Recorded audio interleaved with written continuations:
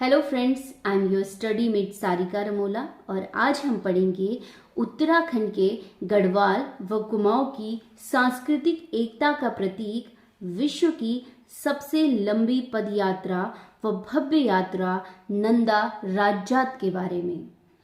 किसी ने ठीक ही कहा है कि नंदा राजजात यात्रा को आप देख सकते हैं, उसके चित्र को अपने मन में संजोकर रख सकते हैं, किंतु यदि उसका वर्णन करने लगेंगे तो शब्द कम पड़ जाएंगे, लेकिन उसकी भव्यता का वर्णन कर पाना बड़ा मुश्किल है।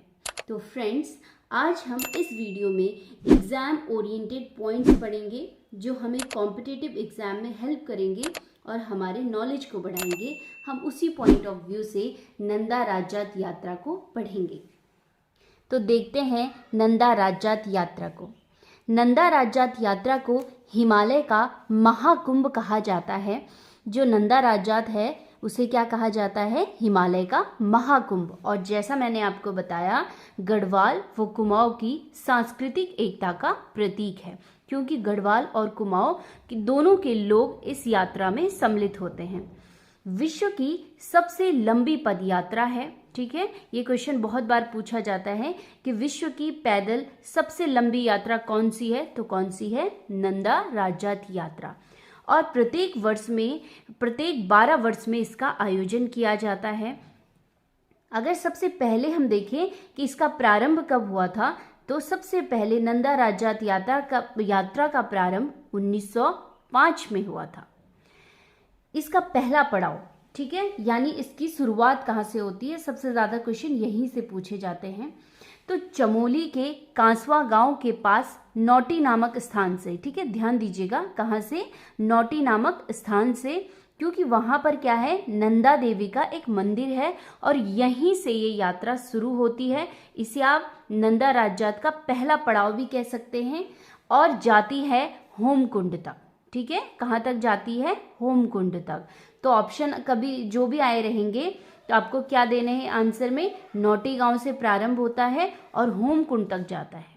होमकुंड में मैं जोर दे रही हूँ क्योंकि हेमकुंड अलग है और होमकुंड अलग है। ठीक है, तो नंदा राजजात कहाँ तक जाती है? होमकुंड तक।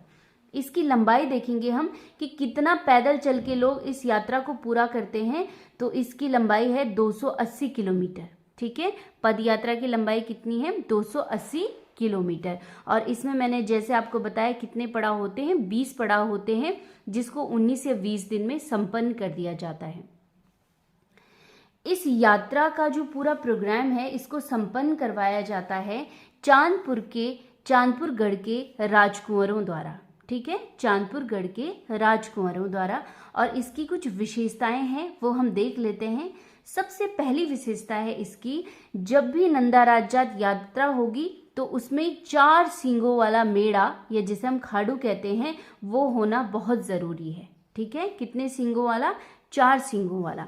साथ ही साथ रिंगाल से निर्मित सुंदर छतोली होनी चाहिए। आपने देखा होगा, अगर कभी किसी को मौका मिला होगा इस यात्रा में सम्मिलित होने का या देखने का, तो उसमें रिंगाल से निर्मित छतोलियाँ बनी होती हैं, जो अपनी अपनी जगह से जब सम्मिलित होते हैं लोग तो उनको लेके जाते हैं। ठीक है, और आप जानते ही हैं कि जो नंदा राजजात यात्रा है, माँ नंदा के मायके से ससुराल जाने की एक परंपरा है। जब उनकी विदाई होती है अपने मायके से ससुराल के लिए, तो इस यात्रा का आयोजन किया जाता है। और अभी मैंने आपको बताया जैसे इस यात्रा में कुल कितने पड़ाव हैं? 20 पड़ाव हैं। ठीक है, अब यहाँ पर एक क्वेश्चन आता है, इसको थोड़ा ध्यान से देखिएगा। यहाँ पे लिखा है मैंने पहला पड़ाव कुलसारी। ठीक है, पहला पड़ाव कुलसारी, लेकिन मैंने आपको पहले ये भी बताया कि पहला पड़ाव कौन सा है? नौटी गांव से है। तो पहला पड़ाव नौटी गांव से ही है। और जो कुलसारी है वो यात्रा का 9वां पड़ाव है। ध्यान दीजिएगा, यात्रा का 9वां पड़ाव है, लेकिन जब कुलसारी पहुंचते हैं तो उसे माँ नंदा के ससुराल क्षेत्र का पहला पड़ाव कहते हैं। ठीक है, क्वेश्चन 2 तरीके से पूछते हैं कि कुलसारी कौन सा पड़ाव है यात्रा का, तो आप आंसर देंगे 9वां पड़ाव है। और क्वेश्चन पूछा जाएगा कि माँ नंदा के ससुराल क्षेत्र का पहला पड़ाव कौन सा है, तो तब आंसर आएगा कुलसारी। ठीक है, इस चीज़ पे ध्यान दीजिएगा। 10वां पड़ाव अगर हम देखें तो 10वां पड़ाव है नंदकेशरी, जहाँ पर कुमाऊं के लोग इस यात्रा में शामिल होते हैं और वो अपने अपने इलाके से क्या लेके आते हैं, अपनी कुल देवियों की छतोली लेके आते हैं और नंदा राज जात में सम्मिलित होते हैं।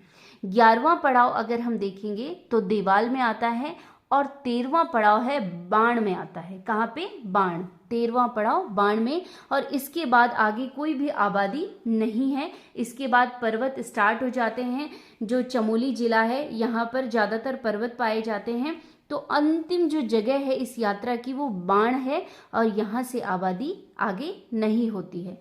इसी के साथ अगर आप देखेंगे तो बेदनी कुंड जब रास्ते में पड़ेगा तो वहां पर मां नंदा की पूजा ब्रह्म कमल से की जाती है। ठीक है, बेदनी कुंड में मां नंदा की पूजा किससे की जाती है? ब्रह्म कमल से।